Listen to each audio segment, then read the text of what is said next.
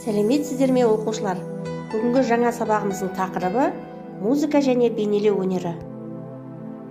Бұл сабақта қазақ ою заңдылықтарының дүниетанымдық негіздерімен танысамыз. Қазақтың дәстүрлі ою түрлері жайында мағлұмат аламыз. Қазақ оюының музыкамен байланысы жайында дерек аламыз. Тақырып бойынша сұрақтарға жауап береміз.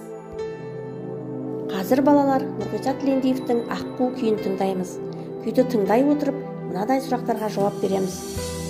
Күйден қандай әсер алдың? Көз алдыңа не елестеді? Сол бейнені қандай ою өрнекпен байланыстырар едің?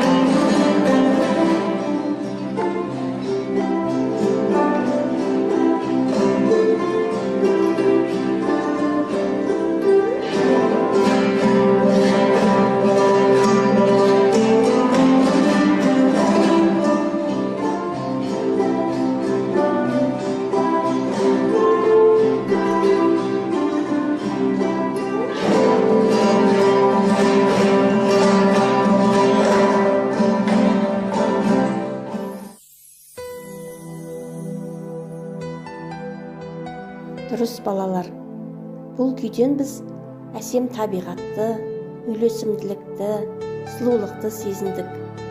Аққу күйі адамның жан дүниесін шабыттандырады. Суда жүзген аққу бейнесі елестеді. Құс тұмсық, құс қанат, қаз мойын оюларымен байланыстырар едік. Табиғатпен сырласа да үндесе өмір сүрген ата-бабаларымыз өз дүниетанымын өнер арқылы шебер жеткізген. Ерте замандағы қолөнер бұйымдарының оюы кітап қызметін атқарып, оның бейнелері әлемдік жаратылысты айқындауда таптырмас тәрбие құралы болды. Ою өрнек ғарыш пен табиғат заңдылықтарын бейнелесе, күй адамның ішкі жан тебіренісін, көңіл күйін білдіреді. Осыдан балалар күй мен ою өрнектің белгілі бір тақырыптың мағынасын аша алатындығын білуге болады. Суретшілер табиғатты бейнелесе, композиторлар шығарма жазды. Қазақ халқының бейнелеу өнеріндегі талантты суретшісі Әбілхан Қастеев қазіргі Алматы облысы Панфилов ауданы Шежін ауылында дүниеге келген. Қазақ елінің тарихын, оның болмысын, туған жердің әсем табиғатын бейнелеу оның басты тақырыбы болды. Балалар енді ою мен күй сөзіне Вен диаграммасын құрайық. Дедім аяу, халық әнін тыңдаймыз және үйренеміз.